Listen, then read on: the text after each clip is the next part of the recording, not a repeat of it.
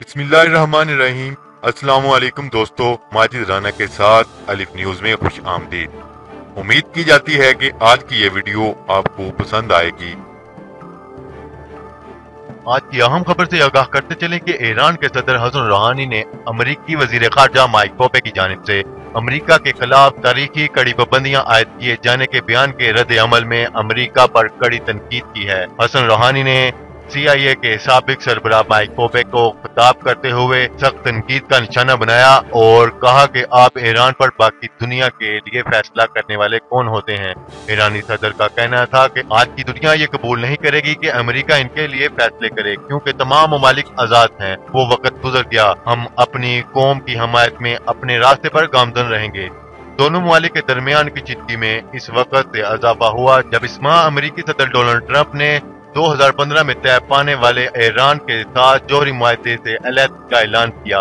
इससे पहले mic Pompeo ने कहा था कि अमेरिका अब ईरान पर तहरीक की सख्त तरीन पाबंदियां आयद करने वाला है ताकि वो अपना जौहरी और मिसाइल प्रोग्राम तर्क कर दे। इनका कहना था कि ईरान को फिर से मशरिक़ वस्ता में गालिब होने के लिए छूट नहीं दी जाएगी।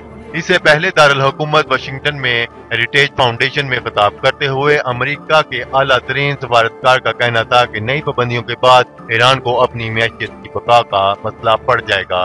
इनका कहना था कि वजारत दफा और इलाकाई इत्तेहादियों के साथ मिलकर भी मुमकिन ईरानी जारियत को रोकने की मंसूबाबंदी करेंगे।